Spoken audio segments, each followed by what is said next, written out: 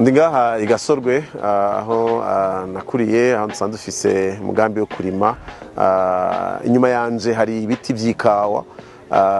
Rero hari ibintu mara kubwira, nkunda kubwira abantu b'abagenzi mu bindi bibavuye mu bindi bihugu canke mu gisagara ca Bujumbura ntibavyemere. Abantu benshi mu bantu barima ikawa mu Burundi, kuko ikawa irarimwa n'abantu benshi, kuko ryari itegeko kuva kera ko abantu barima ikawa kugira ngo kibe igiterwa njabuka amazi kizane amafaranga agaciro mu Burundi. Ariko birababaje kubona abantu benshi mu bantu barima ikawa ntibazi ikawa ikora, niyo kugenda gusikazana amafaranga. Ugasanga umuntu ayirima ntazi ko inyobwa, ntarigera yinywa, kandi ari gushobora kumuha kumbure inguvu zo gushobora gukora ibindi bikorwa bitandukanye. Sinzi neza igiciro kigeze ko ikawa, ikiro c'ikawa muri kino gihe bagurira umurimyi, mugabo bishobora kuba iri hagati y'igihumbi n'amajana 3 canke igihumbi n'amajana 350. Ariko jewe aho nsanzwe nkorera dusanzwe dufise turadanaza ikawa itetse yamaze guhingurwa, gakombe gatoyi bitatasi k'ikawa tukagurisha ibihumbi 3,500.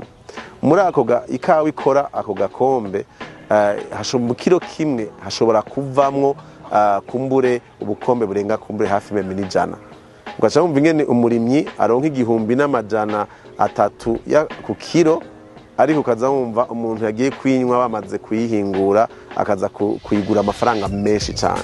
Rero ni vyiza yuko ibintu bibiri bihambaye cyambere, yuko umurimyi w'ikawa aronka akarusho, kuko niyo bashiramo inguvu, niyo bakora bagira ngo ikawa iboneke kandi gashobora kuzana amafaranga agaciro. Ni gute yashizemo inguvu yoronka amafaranga ngana n'inguvu yashizemo kugira ngo ashobore gukorera ikawa ziwe. Ica kabiri ni gute abantu bamenyera kwinywa, kuko ikawa irafise ingaruka nziza cyane cyane mu gutanga inguvu. Cyo gituma ibihugu bikomakomeye, Amerika, Abashinwa n'abandi badashobora gukora batanyura ikawa kuko birabaha inguvu zo gutera imbere.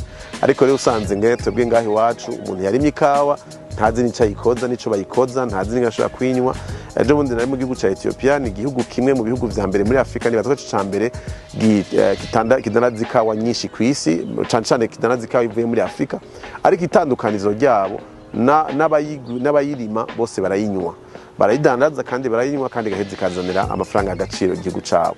Rero nibaza ko ari vyiza yuko n'abarundi bamenya kunywa ikawa, bwa kabiri bagaheza bakaronka n'amafaranga ngana n'inguvu bashizemwo, kandi zingana n'uburyo abantu baza kwigura bashiramo kugira ngo ishobore kuzanira amafaranga agaciro. Atari abantu bakeye gusa bayidandaza ku rwego rwo hejuru, ariko n'ujya murimyi akaronka akarusho. Urakoze.